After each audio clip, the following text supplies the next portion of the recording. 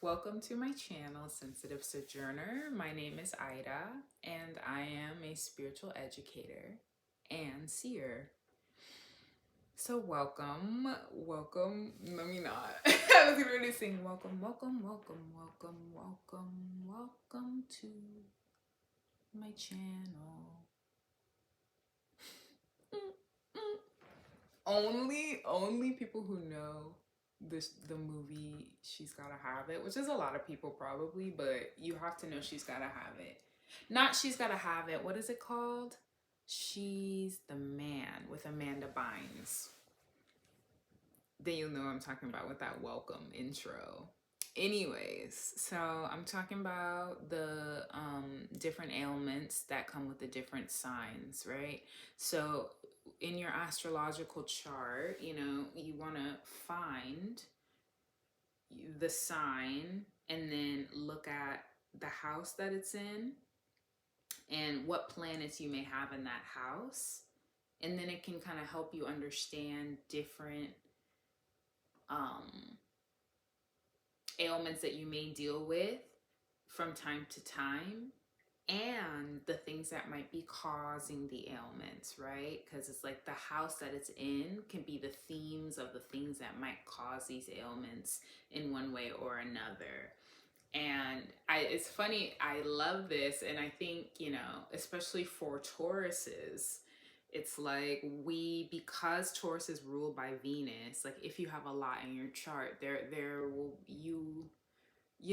eating is like pleasure for you. So it's like you need to feel the spice of food. It's like you can't just, some people like don't have any problems just eating, extremely healthy and like, or it's like the bitter foods don't bother. It's like it's all good, but I think for Tauruses, like it's like we just love like rich foods and like stuff like that. That's just a part of Taurus because Venus rules those kind of things, luxury, right? And Libra, but Libra rules kind of the balancing of it in a way. When I think about the two of them, like Libra's like trying to bring it back to balance, all the like luxury and stuff that Taurus likes.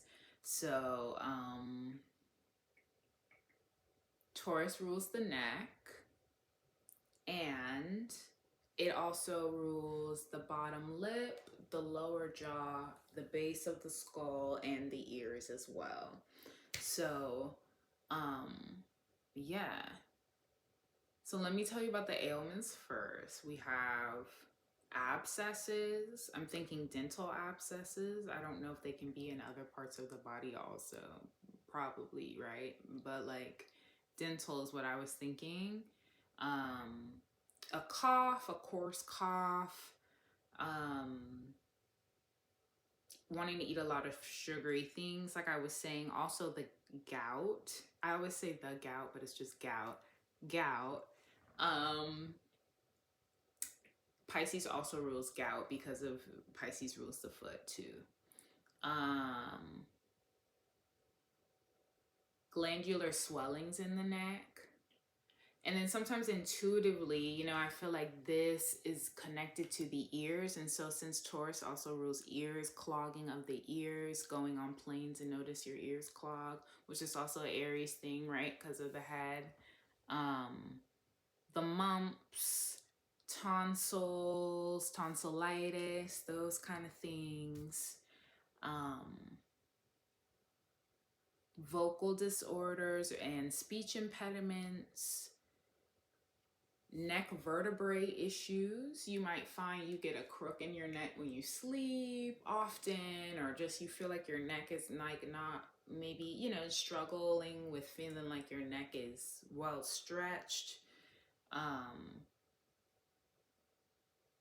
Then, so I saw that Taurus rules strangulation and suffocation.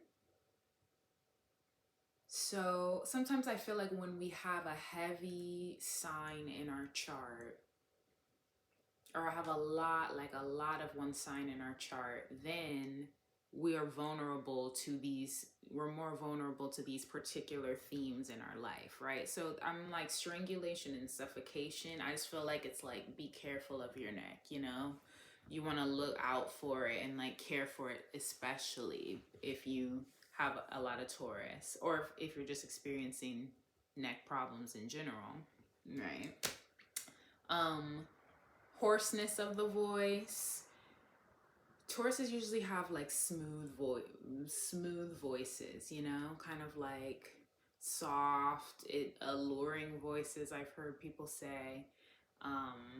And that's, you know, the neck. So then we also deal with hoarseness of the neck.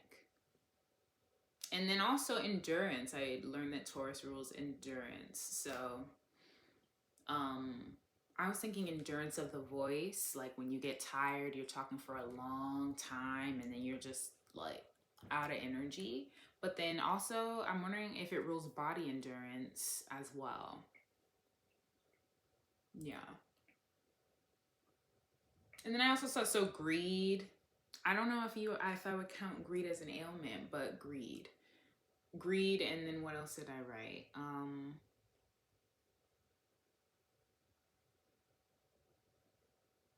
Yeah, greed and sugar desires. So yeah.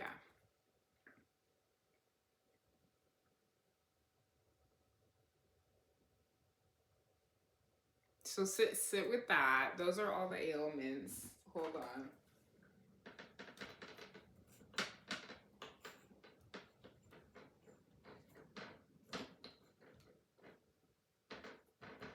And I guess my point with this, I'm getting my Palo Santo, but I feel like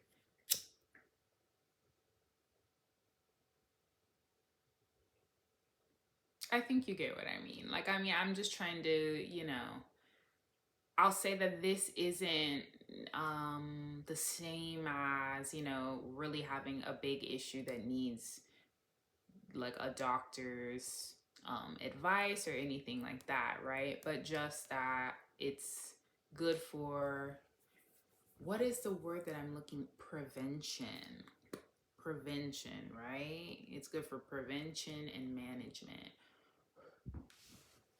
So yeah. And so in order to find what these ailments might need to balance them out, then you can go to the polarity, the opposite polarity sign, which is Scorpio, and then see what things Scorpios rule that can help you, right? And they naturally just do. Like herbs that Scorpio rules and foods that Scorpio rules is naturally helpful to bring Taurus into balance, because that's how it works, right? The opposites attract. So we have aloe vera juice is good, cherries, coconut, so coconut milk or coconut water if you like the taste. I don't, but coconut water. I think also oil pulling is good. You know, like you get just like coconut oil and then like gargle it in your mouth. And you really don't even have to gargle it. You can just let it sit there for about 20 minutes and then spit it in the trash can. And then it pulls out that extra bacteria and it probably helps clear the throat as well. And then I saw that Scorpio rules deserts, right? So then it made me think fasting, like long, like vast long spaces, right? Kind of like drying out the richness of the foods that you've eaten. So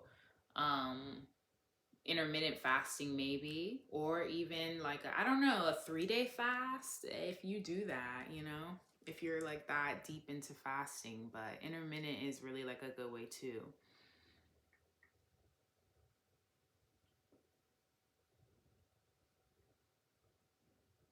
Scorpio also rules beans, different kind of beans, black beans, white beans, pinto beans, those kind of things. Iron rich foods is really good for Taurus. And I guess for the throat, I'm gonna say it's good for the throat. And then there's something called a horehound herb, which is for bronchial secretions, and it eliminates mucus, so that's good for the throat. And then leek, so potato and leek soup is good. Charlotte, which is mustard greens. And then Scorpio rules mud, so a mud bath, or even clay in general, I feel like is good. Clay and mud, like a hot mud bath would be really, really good. Perspiration, so sweating out the toxins. And then there's woad herb. So woad herb, it treats influenza. It's like a natural flu remedy. And then red juices. So I guess beet juice or cherry juice, or like a mixture of those kind of things would be good for Taurus's throat.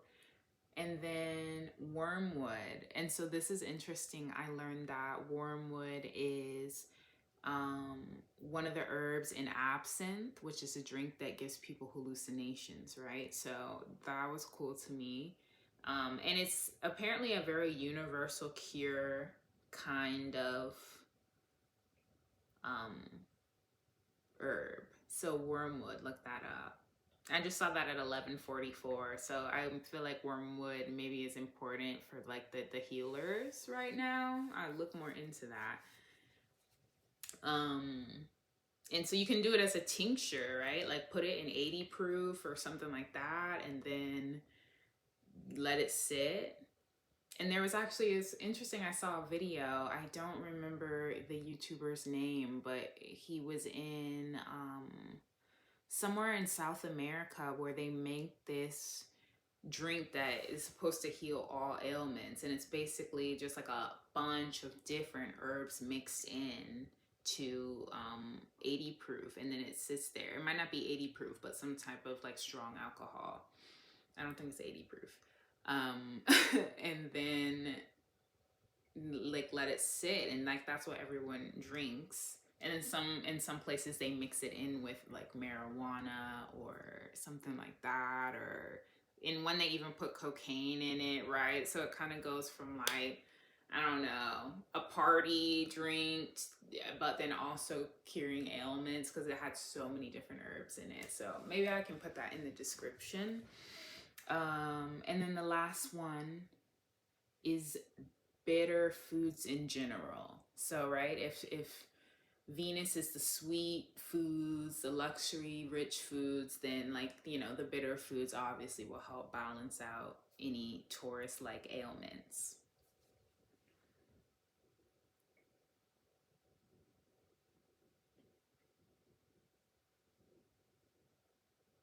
And you know something, this is unrelated, but it was something that I'm thinking about wine and spirits.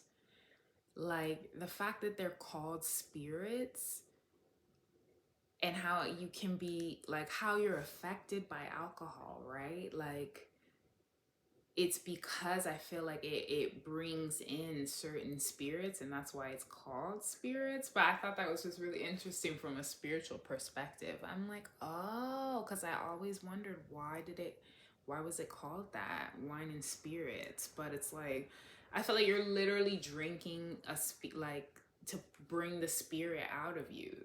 But like whatever spirit you channel, you know what I mean? Of you or not of you. And then I was getting a download a while ago that like drinking too much alcohol for people who use, you know, their spiritual gifts a lot, or like, you know, psychics or things like that, that it's like not good for to drink spirits, right? Because then it's like, who knows what you're gonna be channeling, right? Like who knows if you're already a comfortable channeler, it's like you pulling in all kinds of stuff. So I feel like that is just an interesting perspective to me. Yeah.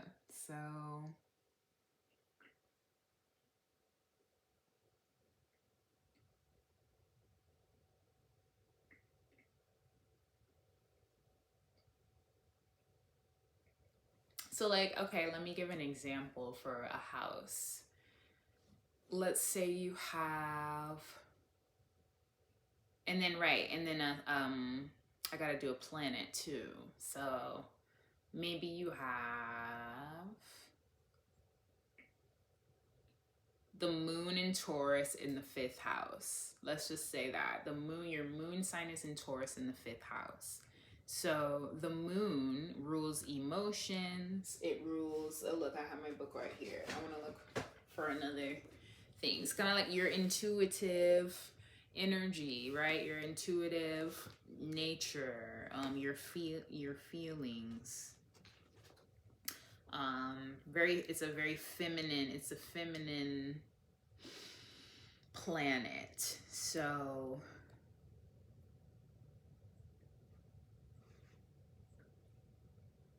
let me see. I just want to see if there's anything I want to add that will help add to my point. But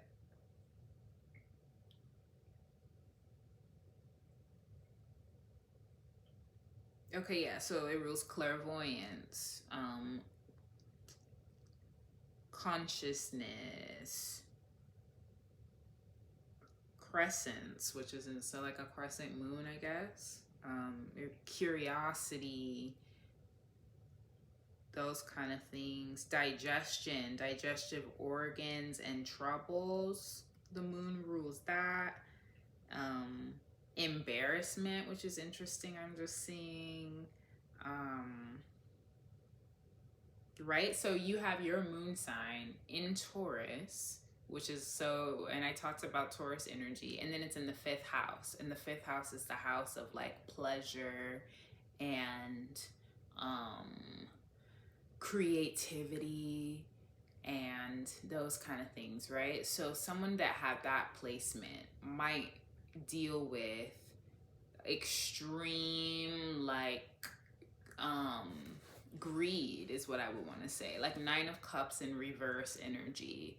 Like either excess lust or excess like just excess, excess, just like wanting more different, like lots of different kind of foods, like even maybe in a certain emotional state that you're in, you find that you really want to eat, like binge eating, those kind of things where it's just like always intake. So that could just be something like that someone that had that placement would need something to balance that out. Now, what could balance that out? The moon, let me think. Like, I'm wondering if there's like herbs. Let's see. Hold on. Moon in Taurus, the fifth house.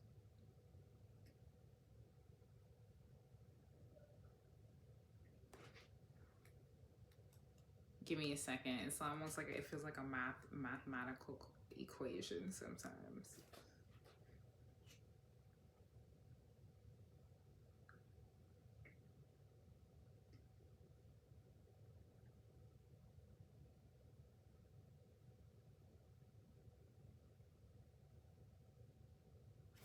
Yeah. So I feel like it's like you would have to go more Scorpio for this. Or Pluto. It would need Pluto, like transformational energy. Or Mars energy, even. Energy that's gonna like cut through all that richness and all that excess. So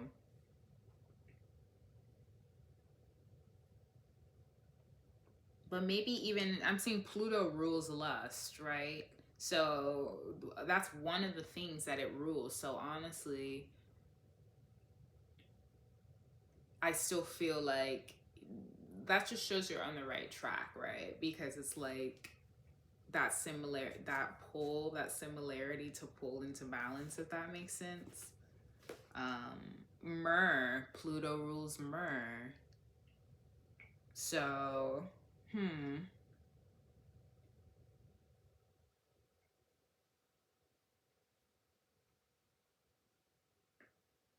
I'm just looking for like a very specific one for the example that I gave.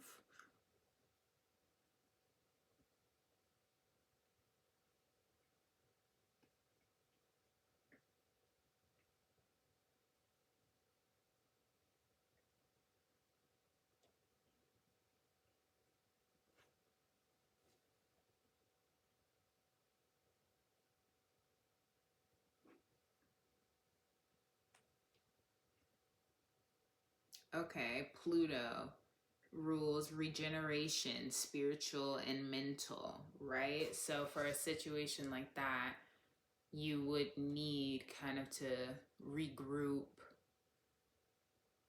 your mental and spiritual mindset, you know, like how the way that you think about things, the way that you think about intakes and where that comes from, right? And so these aren't really um like I feel like other people would come to this conclusion, right? Like, okay, you have a lust issue or a binge eating issue, you have to go back and see where that comes from, right? But I guess I want to show how astrological this information is, right? Like I'm feeling like a therapist would say that for other reasons, or like give you other mental reasons why, right? But like on a astrological level, it's cool to see how these things naturally are like right here, you know, in the signs. So yeah. Pluto rules the color purple, and that makes me think the crown chakra, right? Because it's like you could be living very in your sacral to have those like that heavy lust energy. So it would be like the crown chakra, that purple chakra that can help, and your third eye, right? To kind of help you bring in your divine self opposed to just like your earthly self in that way, you know? Let's see.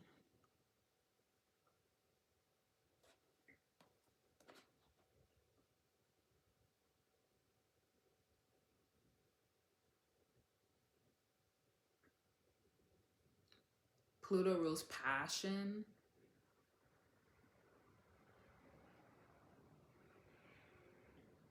which is interesting. I'm wondering, like, maybe if finding something else like that makes you feel like passionate, finding passions that like really make you excited to do them, maybe to take your focus off of these things. I don't know for sure, but when I saw that, that's what I thought of. Restoration, sacrifices, right? Like naturally, it's like, okay, yeah, you'd have to make some sacrifices. And it's like, it's literally right there on the opposite side. Purification, right?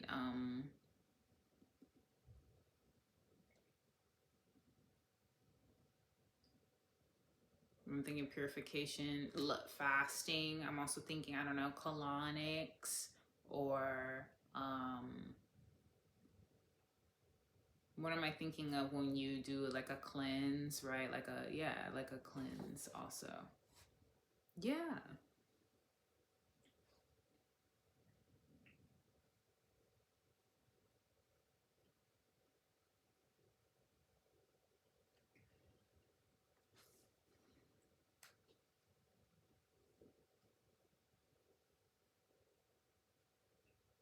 Transmutation. Pluto also rules transmutation. So transmuting that energy into something else. That's what made me think passion, right? Like finding something that makes you feel passion in the way that maybe you feel, or that like helps you when, you know, like kind of like feeling a passion in that space where you would put something else.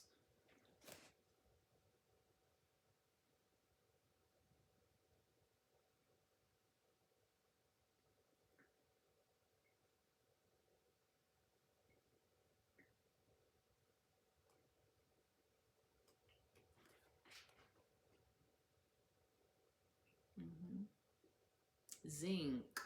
Maybe you're lacking zinc in your diet. Pluto rules zinc. So it could be, sometimes I feel like when you have deficiencies, it can make you crave certain things also. And I know since Taurus, you know, like beans and iron rich foods is good, it's good to think about also what deficiencies you might have, because it can make you like have little weird cravings and stuff like that also. So yeah, so that's for Taurus. See where you see it in your chart, what planets you have, and then see how that works for you. I hope that gave you a little bit of insight and helped you out in some way. And thank you for watching. I'm headed to Gemini next, the arms. Yeah, so take care. See you in the next one. Bye.